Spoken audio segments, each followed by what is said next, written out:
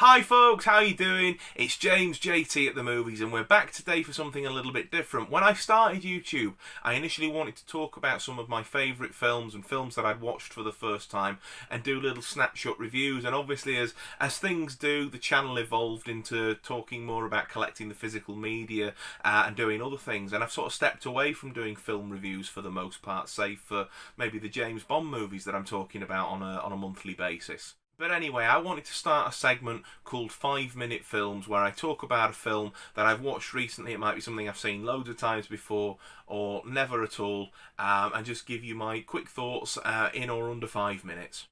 And so the film that we're going to talk about for the first episode of 5-Minute Films is 1993's The Fugitive, starring Tommy Lee Jones and Harrison Ford. Harrison Ford plays Dr. Richard Kimball, a surgeon that is accused of murdering his wife. He's tried and he's sentenced to death. He then escapes on the prison bus that's transferring him to death row and sets out to clear his name. Tommy Lee Jones is the US Marshal Sam Gerard that is actually tasked with catching Ford. And along the way and along the game of cat and mouse that the two have, Ford then sort of starts to realise what's actually gone on with his wife's murder and starts to put the pieces together as to who the actual killers are, and sets off on the hunt for the elusive one-armed man, the mysterious one-armed man.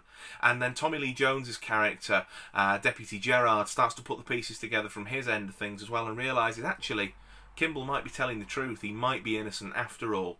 There are some absolutely fantastic performances in this film. Tommy Lee Jones, I would say, being the standout. He actually won an Oscar for Best Supporting Actor for this film, and I can see why he's brilliant in this film. He does the drama really well. He can handle the action absolutely superbly, and he also gets the comedic little quips in there as well. And there's a lot of ad-libs and things like that in the film when you look up the trivia and the behind-the-scenes stuff for it, like, you know, little scenes like that. Well, while you're thinking, think me up a cup of coffee and some donuts with sprinkles on it, and, you know, silly little things like that, and just the sort of the energy that he brings to the character that's great. And again, silly little one-liners like, you know, well, if you want to blame somebody, blame me, sir, I'm the one that shot him.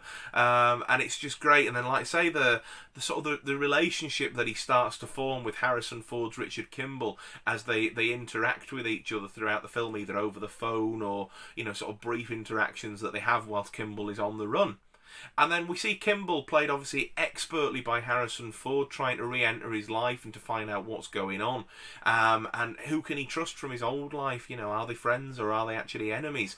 And you don't know who to trust. It's just a really, really great thriller-minute film, is this. I absolutely adore it and would really recommend that anybody checks it out. The supporting cast is rounded out fantastically with the likes of Julianne Moore, Jane Lynch, Joey Pantoliano, and Jeroen Krabbe as well. It's absolutely a stellar cast, like I say, a thriller-minute ride with the story.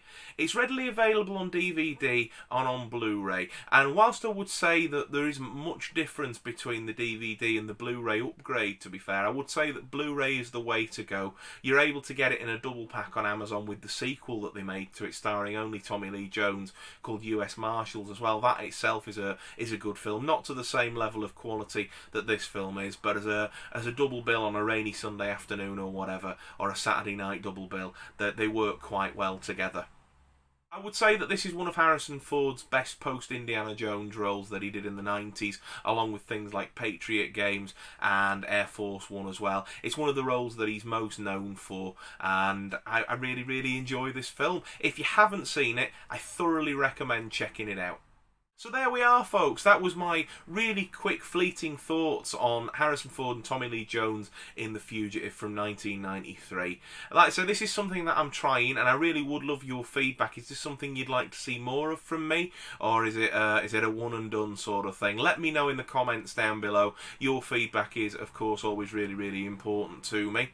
If you've liked the video, leave it a thumbs up. Leave me your comments on the film down below in the comments. I'd love to have a natter with you about it as well. And if you have liked the video and you're not already subscribed, please think about subscribing, and that way I get to see you again next time. If you do subscribe, ring the notification bell, because that way you're the first person then to be notified whenever I do post a video. Above all else, folks, continue to take care of yourselves, and I look forward to seeing you again really, really soon for my next video. Bye for now.